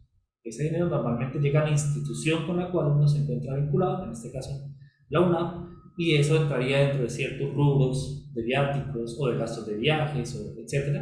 Entonces, cada desplazamiento tiene sus implicaciones, sus riesgos, sus responsabilidades, y hay que ser de verdad, digamos, muy delicado con eso y también ser muy consciente. O sea, si yo le pido a una población, por ejemplo, si yo dijera, los papás de estos niños deben venir a la UNAM, es porque es estrictamente necesario. O sea, no existe otra forma, para empezar, de lograr obtener esa información. Y segundo, pues también ellos ser muy conscientes de los riesgos, de los beneficios, de los costos y demás que esto implica para ellos. No sé si se me sigue escapando algo por acá, aprovechando que cuento con el apoyo de la doctora. Gracias. No, sí, todo lo que has dicho es exactamente lo que debemos considerar en esa parte, digamos, de la metodología. Ninguna situación es mejor que otra, no es mejor ir al lugar de trabajo o traerlos, todo depende del objetivo, de la investigación, del diseño del instrumento y de la caracterización de la población, ¿verdad? Porque todos esos elementos son los que determinan pues la forma en que los vamos a abordar. Por tal motivo, pues no hay una, digamos, instrucción que esté escrita como para guiar y saber de qué manera, pero sí los elementos básicos en los que me debo basar para desarrollar ese párrafo de metodología. Claro, muchas gracias. Además, yo les comentaba sobre la importancia de esa claridad, de esa cohesión dentro de las secciones de una propuesta. Entonces, por ejemplo, si yo nunca menciono que el investigador tiene que desplazarse, ¿cómo solicito dinero para desplazamientos, por ejemplo? ¿De acuerdo? Y lo otro, ¿es pertinente que se desplace? Entonces, los antecedentes teóricos me dicen que, no sé, desde el marco, digamos, antropológico, es mejor que un investigador asista al lugar, que ya sea que intervenga o no intervenga, la justificación del por qué tiene que hacerse ese desplazamiento y no existe otra forma, pero más desde el punto de vista académico, metodológico, y obviamente pues tiene sus implicaciones, tanto a nivel de los gastos, tanto a nivel de la forma en la que se consigue la información, cómo se debe almacenar, y bueno, eso también tiene sus impactos en los riesgos del proyecto, porque cuando una persona tiene que desplazarse, por ejemplo hace poco que fue ese pico de pandemia que todos tuvimos que estar encerrados, si mi propuesta investigativa implicaba desplazamientos, pues bueno, ya no se pudo. Y son riesgos asociados a cada tipo de metodología, ¿no? Como decía también la doctora, no es que haya una mejor o peor, es que cada una atiende a unas características y basado en nuestro conocimiento, en nuestra literatura, en nuestro acceso a la información, en los recursos que tenemos, pues es la forma de conseguir la información y también por eso pues solicitamos el apoyo y digamos, la ayuda económica, también acá en el marco de obtener dinero. ¿Listo? Y lo mismo la parte de infraestructura, ya como para ir cerrando un poquito. Acá hablamos de infraestructura tecnológica, por ejemplo. También hablamos de, uno puede decir, no, yo no utilizo infraestructura tecnológica, yo simplemente pues voy a ir a hacer unas encuestas y ya, estoy minimizando algo que es mucho más complejo. Entonces, bueno, y esa información va a ser impresa. Si su proyecto está enmarcado en el uso eficiente de los recursos naturales, ¿tiene sentido que imprima las encuestas? Debería ser virtual, pero si es virtual, ¿cómo garantiza que todas las personas de su población saben usar estas herramientas para diligenciar encuestas, tienen acceso a internet? Entonces, todo tipo de discusiones van a soportar qué infraestructura yo necesito. Si es física, si es tecnológica, si yo lo que necesito son laboratorios específicos, y así sucesivamente. ¿De acuerdo? Lo mismo, si yo voy a ir, por ejemplo, a filmar o a observar, llamémoslo, pero pueden tener un acceso, digamos, grabado a esa información, ¿dónde lo va a grabar? ¿En mi celular personal? ¿Existe una cámara o una base de datos oficial de la institución que me está a mí digamos, facilitando esta investigación. Y también de ahí, digamos, quiero resaltar algo, y es ese uso que nosotros tenemos, por ejemplo, dentro de la Universidad Autónoma de Bucaramanga. Nosotros contamos con diferentes sistemas de almacenamiento institucionales, ¿no? Tenemos nuestro correo institucional asociado con Google, también con el Office 365. Y por ejemplo, algo también muy coherente es que si yo estoy, no sé, si yo necesito aumentar, si estoy grabando videos, la capacidad, pues no debería utilizar mi cuenta personal, sino al contrario, buscar, solicitar un aumento de infraestructura, pues justificando dentro del proyecto por qué requiero filmar y que eso requiere de cierta capacidad de almacenamiento que no cuento ahora, y eso entraría dentro de los gastos o los rubros del proyecto. Entonces, toda esta parte metodológica yo creo que alineado con los objetivos es muy importante porque demuestra no solo la claridad que uno tiene, sino efectivamente ese cumplimiento. Y cuando hablamos del cumplimiento no solamente en el tiempo, en los recursos y demás, sino también pues con la garantía de las buenas prácticas investigativas, que a veces dentro de los afanes tal vez se nos puede olvidar un poco cómo garantizamos. Por ejemplo, si hablamos de artículos científicos, todos los artículos se encuentran en las bases de datos que me puede brindar la universidad. Si no es así, se deben solicitar, se deben comprar, se hay alianzas entre instituciones, tal vez con las instituciones haya un préstamo de artículos o documentos base, etc. Entonces, todo tipo de elementos, este es, digamos, como el apartado fundamental para poder explicarlos en detalle. Bien, bueno, esto vamos ahorita. Bueno, esto es lo que hablamos. También hay paradigmas, por ejemplo, en ingeniería es muy común utilizar metodologías estándar. Entonces, cuando yo hablo de por ejemplo, optimizar procesos, yo puedo utilizar la metodología de Hillman-Lieberman, que son 6 etapas, y se supone que mi investigador la conoce, o sea, mi evaluador, debo ser detallado con qué, con la fuente de los datos, con el método de solución, es decir, no tanto esa definición, sino volvemos a la ejecución metodológica. A veces uno puede resumirlo, otras veces es muy innovador lo que uno está haciendo, entonces uno también puede proponer esa metodología en función de ciertos hitos o de ciertas actividades, obviamente no resaltando esa coherencia, esa cohesión entre las diferentes actividades en pro de cumplir el objetivo. Y lo que resaltamos, la participación, los actores, los beneficios y todas las implicaciones éticas del proyecto. ¿De acuerdo? Dentro de los resultados también es importante resaltar si estamos hablando de resultados o de productos. Muchas veces nos piden ambos, otras veces nos piden solo uno de estos. Hay algunos proyectos en convocatorias que les interesa más la cobertura o el alcance de los proyectos. A veces, por ejemplo, cuando hablamos de proyectos en regalías, se habla muchas veces de la cantidad de instituciones vinculadas, de personas que han sido, por ejemplo, capacitadas y demás. Y por otra parte, a veces, desde el punto de vista investigativo, nos piden más es la consecución de productos. Entonces, bueno, listo. Usted logró mejorar un sistema, ahorita hablando otra vez del tema del agua. Digamos que logramos desarrollar un filtro inteligente para el consumo del agua. Ese filtro se puede patentar, no se puede patentar, es innovador, no es innovador. Lograr entrenar ese sistema para llamarlo inteligente, fue fácil, fue difícil. Si es complejo y es nuevo conocimiento, pues deberíamos aprovechar y divulgarlo, publicarlo en congresos, publicarlo en artículos. Hay que también ser cuidadosos, sobre todo si hay temas de patentes, porque no hay que revelar la innovación. Entonces, digamos, en muchas convocatorias se suele ser muy detallado con esos productos a los cuales nos comprometemos. Un caso, ejemplo, es los proyectos internos dentro de la universidad. Nos suelen decir, bueno, en este tipo de proyectos y según el tipo de proyectos, usted debe comprometerse mínimo a estos productos, y dan un pool o un banco de posibles productos, y según la naturaleza, según el equipo investigador, según la experiencia, según, digamos, diferentes variables, uno propone qué tipo de producto se compromete a hacer. Y de nuevo, muy de la mano con los objetivos que estamos planteando. Entonces también es importante, digo, la coherencia, pero también ser mesurados, medir muy bien a lo que nos estamos comprometiendo en función de lo que hemos dejado por escrito como convenios o partes. Y bueno, en el tema personal, pues absolutamente todos aquellos actores que directa e indirectamente pueden estar aportando. Normalmente cuando hablamos de personal, solemos resaltar aquellas personas que fungen, ya sea como soporte, ya sea como investigadores, y que de una u otra forma, pues tienen un pago casi siempre, ya sea en especie, ya sea en dinero, ya sea de forma de contrato laboral, ya sea por orden de prestación de servicios, etcétera. Es decir, aquellos actores que van a intervenir directamente en los resultados del proyecto o en los productos del proyecto. ¿De acuerdo?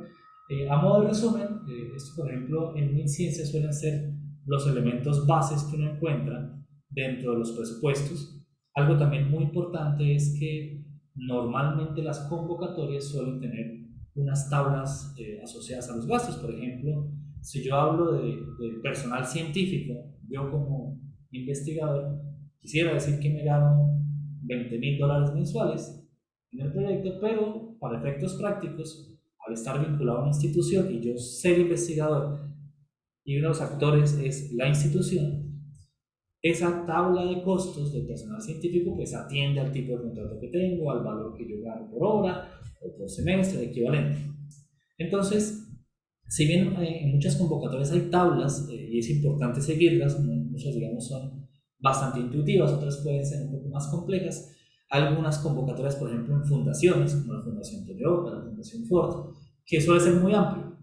Entonces, también ahí es importante, si nosotros vamos a título personal o a título institucional, definir el valor de esos rubros, por ejemplo.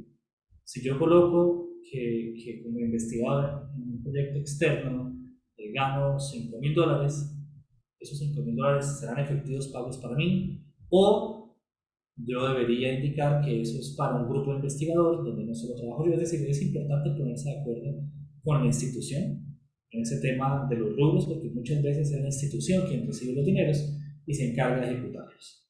Bien, en la parte, bueno, digamos que hemos charlado varias cosas. Una que mencionaba, pero también importante detallar, la bibliografía es supremamente costosa. Acceder a esa información muchas veces es la contrapartida que pone la institución, por ejemplo la Universidad Autónoma de Bucaramanga, y tiene un costo asociado que se puede generar. A veces se contratan servicios técnicos o servicios específicos, inclusive por ejemplo en las convocatorias de beneficios tributarios, muchas veces ese aval técnico se suele subcontratar y se considera un rubro que se puede pagar. Hay desarrollos de software o hay alquiler de software especializado, hay salidas de campo para obtener la información o también viajes, por ejemplo, a eventos académicos. Dentro de los eventos el acceso o los pagos de inscripción, a veces también uno puede cargar, según la convocatoria, gastos asociados a publicar, a traducir, a pagar los costos de publicación en ciertas revistas. Algunas convocatorias exigen que haya una evaluación y seguimiento. Entonces, dentro del presupuesto se tiene que contemplar un porcentaje o un rubro asociado a que un tercero pueda verificar o hacerle seguimiento al cumplimiento de objetivos y demás. Y en general, pues digamos todos los actores que aquí pertenecen. No sé si por lo pronto hay alguna pregunta. Vamos bien. Voy a aprovechar para servirme un poco más de agua. Ya regresando.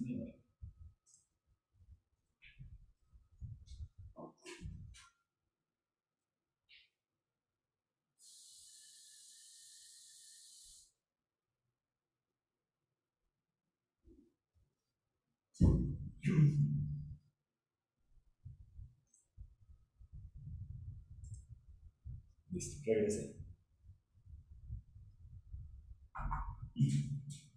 Eso de forma general son como los componentes que uno debe tener muy presente en una formulación y que muchas veces pues, pueden cambiar un poco, pueden aparecer elementos extras. Yo les decía, por ejemplo, que hay convocatorias que piden por aparte planteamiento de problema y justificación, otras las unen en una sola. Entonces, de todas formas, es muy importante tener presente que en cada sección debemos buscar que haya coherencia entre las secciones y que sea muy claro para un posible evaluador hacerle seguimiento y entender esa coherencia, esa concordancia metodológica con antecedentes científicos, con pertinencia, ya sea social, por ejemplo, dependiendo del proyecto en el que estemos. Entonces, esos son algunos elementos como por resumir, pero de nuevo es lo que hemos venido hablando. La idea siempre es que ese documento sea autocontenido, es decir, que uno, si es una página, si son 10 páginas, lo que sea, esté la información suficiente para entenderlo, ¿de acuerdo? Sin necesitar ir a consultar diferentes fuentes externas.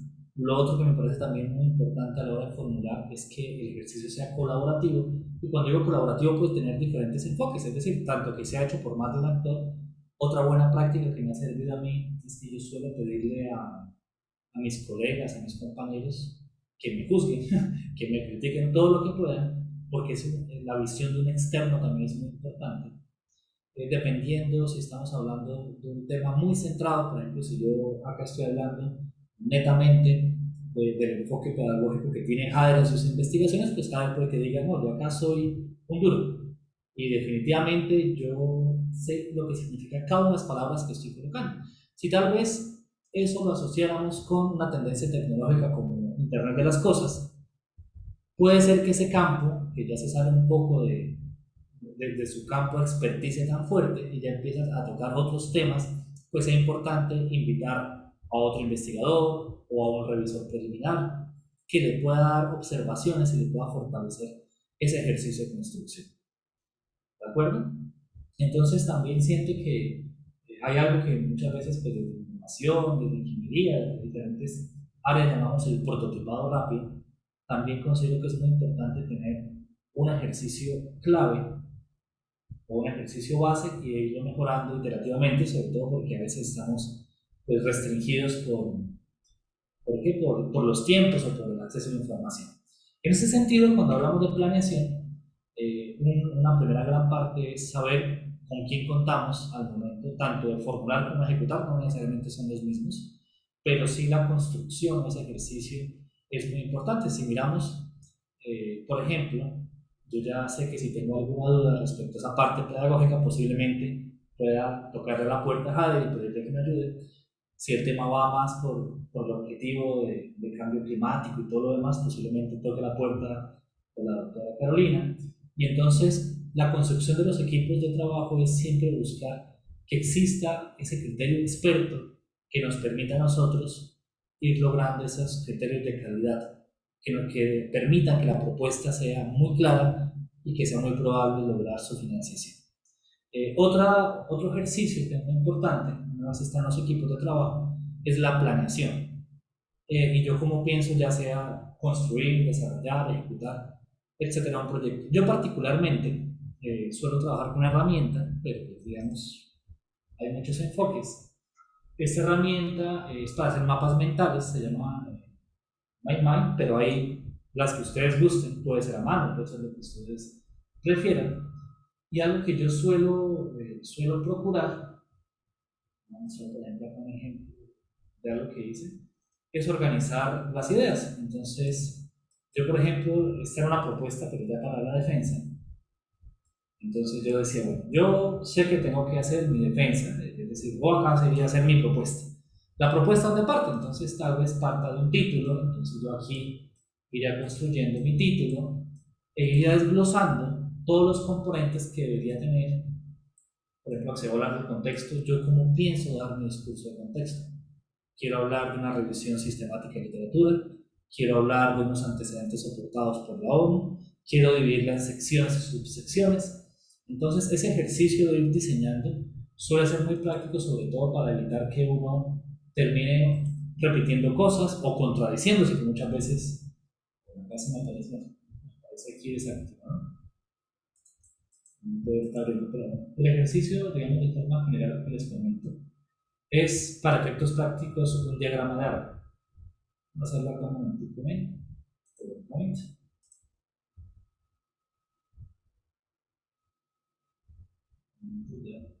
Abro una nueva diapositiva.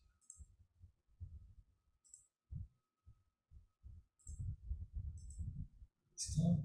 Inicio de diapositiva.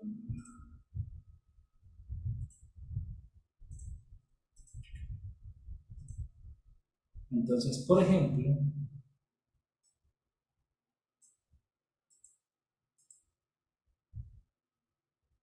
digamos que yo estoy acá viendo una lista. Entonces, yo podría arrancar, digamos, hablando del planteamiento del problema. ¿De acuerdo? Y decir, listo, el planteamiento del problema, voy y reviso los lineamientos de la convocatoria. La convocatoria me dice, usted tiene 1000 palabras. Entonces, bueno, si tengo 1000 palabras y escribiera párrafos de 200 palabras, serían más o menos 5 párrafos. Entonces, o me puede decir, escriba en 500 palabras o en 400 palabras o las palabras que sean el planteamiento del problema. Entonces, el ejercicio de planear cada una de las secciones me parece un ejercicio que a mí me ha sido útil, sobre todo porque suele haber restricciones que cambian convocatoria a convocatoria.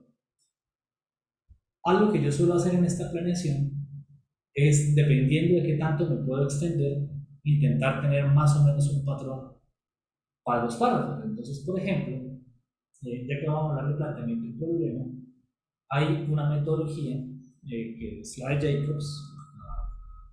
A buscarla rápidamente. Ya se las comparto.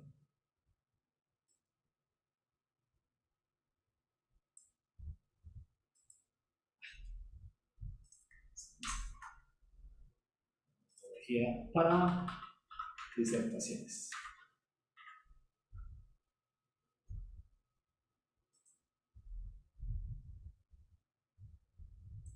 Entonces, digamos, esta metodología dice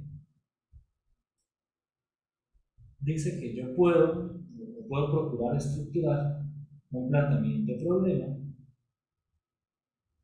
siguiendo los siguientes componentes. Lo primero, una proposición principal, después una proposición de interacción, o sea, cómo voy a interactuar con esa proposición, después un componente especulativo, y finalmente un componente explicativo. Entonces, si a mí me dicen, bueno, esta convocatoria usted tiene máximo 500 palabras para hablar del planteamiento del problema, entonces yo puedo decir, bueno, voy a seguir la metodología o el framework, voy a escribir acá 2 párrafos. Entonces, acá está el párrafo 1 y acá estaría el párrafo 2. Y esto es lo mismo. Después del párrafo 1, lo primero que trabajaría sería mi proposición principal.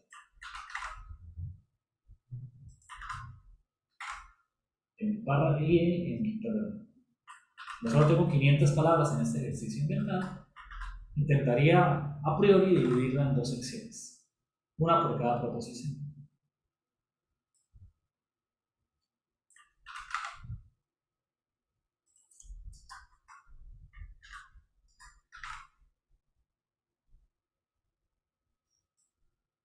Entonces, en esta metodología me dice que yo voy a partir de hablar, por ejemplo, de la importancia, de la relevancia, de esos antecedentes. Entonces, si yo sé que tengo de 500 palabras ahora 250 para cada uno, estaré intentando dar 1 o 2 ideas claves para plantear ese alcance del proyecto. Entonces, por ejemplo, si estoy hablando del recurso hídrico, nuevamente ya que tocamos ese tema, voy a decir que una idea es que el recurso es limitado. Bueno, tal vez también mencionar esto, que es necesario optimizar el recurso en miras de disminuir el impacto climático. Y normalmente lo que procuro, me ha servido también en el equipo de trabajo, es antes de empezar a redactar, organizar las ideas. Muchas veces también esto iría acompañado, bueno, qué sustento académico, qué antecedente en la literatura, científica y demás, o en, por ejemplo, el tema de plan de desarrollo y demás, me sustentan cada una de mis afirmaciones. Y luego, a partir de eso, ir construyendo. Una de las ventajas de estandarizar los párrafos, por ejemplo, yo suelo trabajar más o menos en 180 palabras, es que uno se acostumbra a tener una cantidad de ideas. Entonces, por ejemplo, un párrafo de 180 palabras, hay más o menos 5 ideas. Esas 5 ideas puede ser una idea de introducción, 3 ejemplos y una idea de cierre, o puede ser la explicación completa de un concepto.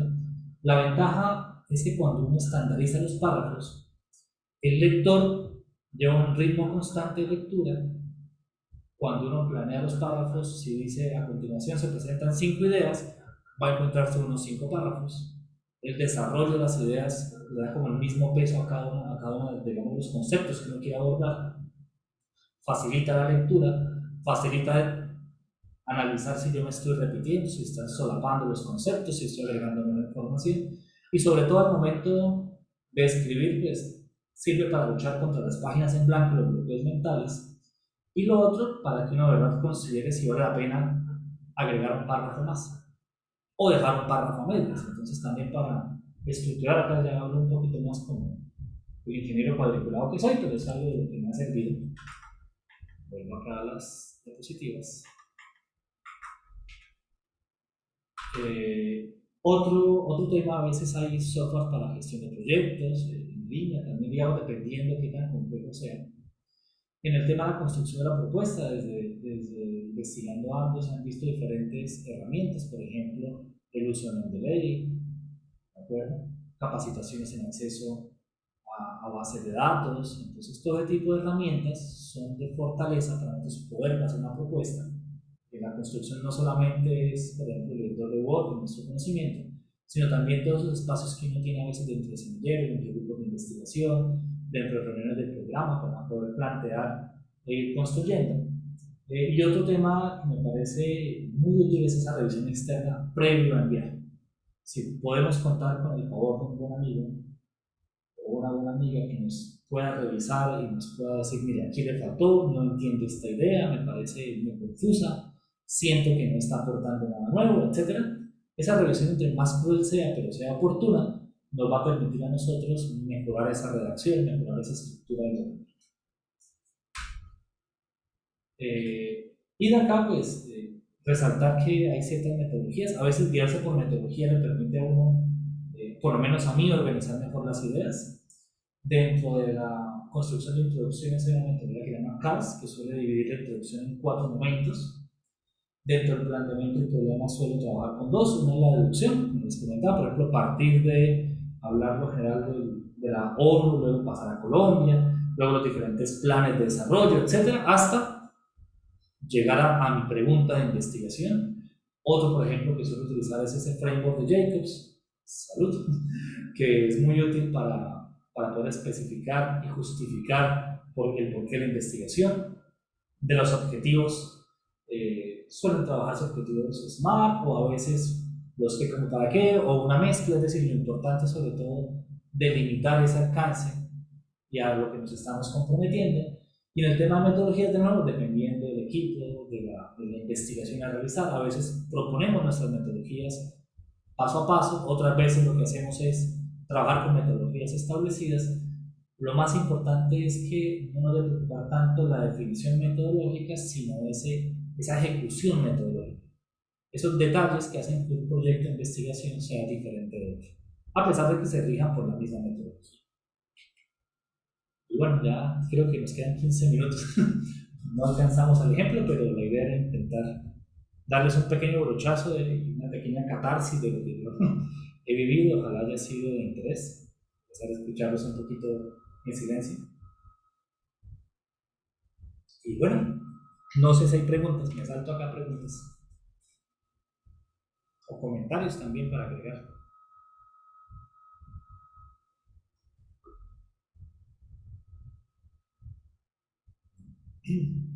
Bueno, pues muchísimas gracias al profesor Leonardo Talero por este espacio.